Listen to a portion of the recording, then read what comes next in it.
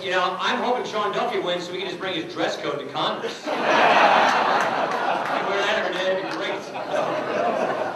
Hey, look, I bring greetings from Janesville. I just dropped my youngest off at his first day of kindergarten today, and then hauled up here, you know, and it's from 8 o'clock on. We made pretty good time, so it's great to be here. I've spent some time in this part of the state, usually chasing deer, not chasing votes. But it's really nice to be here. And let me just go into a few minutes, and then I just want to answer your questions. That's probably a good way to spend our time. But let me just start off by saying, if you're going to send a Democrat to Madison or a Democrat to Washington, you're going to get more of the same results. You're electing the liberals that run Madison, that run Washington. So do we want to go down the same path that our current government is taking us in Madison and Washington? I mean, look at the path that we are on. I would basically say to you, we are at a turning point in our nation's history. It's not as if the American idea, the exceptionalism of this country, is just automatic and natural and something to be taken for granted. I mean, you got to think about what this country is. It's very, very unique. I mean, this country was founded on this noble proposition, first ever, that our rights come from God and nature, not from government. They come before God.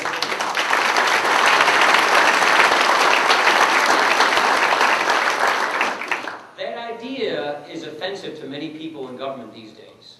That idea takes a back seat to this new vision, or this progressivist, liberal, whatever you want to call it, vision that is dominating in Madison and Washington. They simply believe that the role and goal of government is no longer to protect our natural rights so that we can make the most of our lives and we can pursue happiness however we define it for ourselves, so that we can promote equal opportunity so we can reach our destiny. They believe that the role and goal of government is to equalize the results of our lives, to put the government in the middle of all of these affairs, whether or not how we get our health care, how our economy is managed, how our energy works. These are the things that they think the state ought to be involved in. And so they've invented a whole new concept of rights. And this whole new concept of rights is that it is a right, health care and energy independence and all of these things, a right not coming from God or nature, but given to us from government. And so if we elevate all these needs and priorities in our lives to new rights given by government, then it's just as well that government can define what they are. Government can take it away from us. Government can ration it, redistribute it, decide when we get it or if we get it. They demoralize or devalue these needs and priorities in our lives. They basically put us in a position where, under the auspices and the notion of equalizing the outcome of our lives, we will have a system where we have taken this opportunity society with a safety net to catch people who are down on their luck, or to catch people who can't help themselves, and we will have turned this safety net into a hammock. A hammock that lulls people into lives of complacency and dependency in the government, that ends up draining them of their incentive and their will to make the most of their lives. This country was built on those principles: liberty, freedom, free enterprise, self-determination, government by consent of the governed. Government is the servant and the people are the master, not the other way around. Well, take a look at where we are now. And we're turning all those ideas on their head. And we're looking not to our founding for direction, but we're looking over to Western Europe as to the direction we ought to go. And they're looking at these Western Europe cradle-to-grave social welfare states as sort of the model for Madison, the model for America.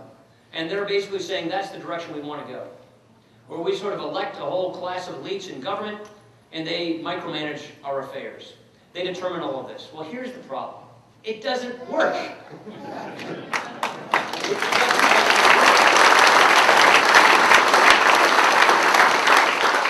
The problem with abandoning the limited government society we've had, the American idea, and going over toward the cradle-to-grave welfare state is eventually you run out of other people's money to spend. All you got to do is turn on the TV and look at Greece, look at Italy, look at Europe, and see how this stuff works. It doesn't work. And these countries are in their own debt and deficit and death spirals. And so the question is, are we going to take this moment, this turning point in history, this opportunity where citizens are basically seeing where this thing is headed, and they are filling up banquet halls and getting involved and stopping that from happening again? Well, how do you stop that? You know how you stop that? You let Erik Severson and Sean Duffy to help us take this country and this state back.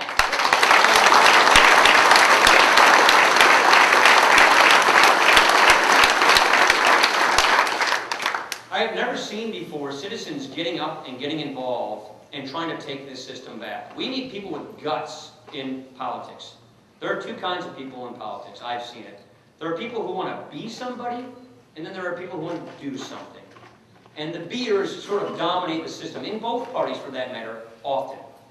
Do they want to be a congressman or be a state representative and have a title and have some kind of a cushy career, or do they want to do something? Do they believe in set principles and they're going to act on those principles, even if in the face of unpopularity? That's the kind of person you want to send. A person who has grounded themselves in principles. A person who would advocate and advance those principles. I've got to tell you, I'm actually very optimistic. I'm very optimistic about not only this fall, but about the future. Because you can see a point in which this tipping point of America is coming. What I mean when I say that is, I just mentioned I dropped my 5-year-old off for kindergarten. We've got a 7 and an 8-year-old as well. By the time my 3 kids are my age, I'm 40, the size of government will have doubled by then. That's before Obamacare, before any of these other ideas. And so, instead of taking 20 cents out of every dollar made in America to pay for the federal government, when my kids are raising their kids in Janesville, we're going to be taking 40 cents out of every dollar just to pay for the federal government. That's before he gets in any of these other programs. We already know that we're giving the next generation an inferior standard of living. We already know that even the Congressional Budget Office is telling us the current tax rates we have will be more than double.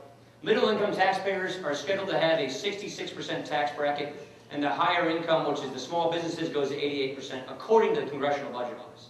So we already know the path we are on. And we also already know we're reaching this sort of tipping point where we will have more takers than makers in America. What I mean when I say that is, the latest data we have shows us that 20% of Americans get 75% of their income from the federal government. So they're already completely reliant. They're completely dependent. Another 20% of Americans get 40% of their income from the federal government, so they're very reliant on the federal government.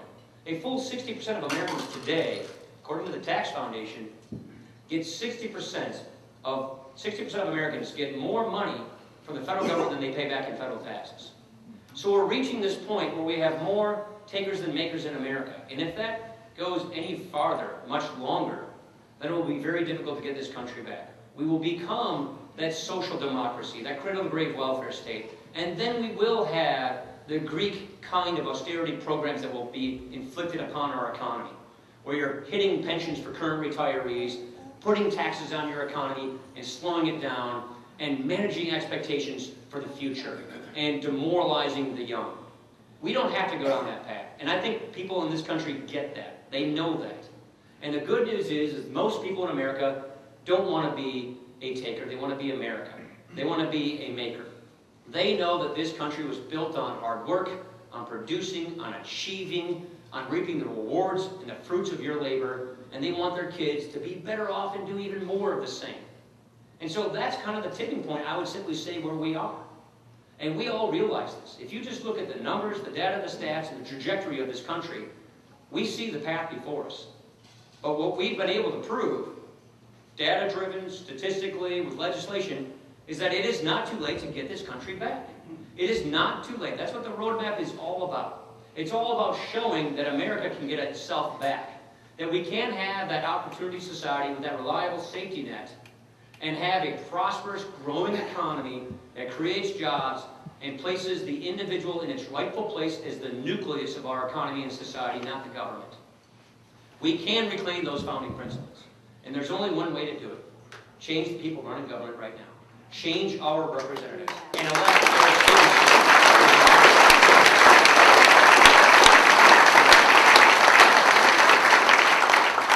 It is just that simple. So, while I come from southern Wisconsin. I spent probably most of my summers in northeastern Wisconsin. You've got some pretty good muskie hunting and good deer hunting over here. I've enjoyed northwestern Wisconsin a lot over the years.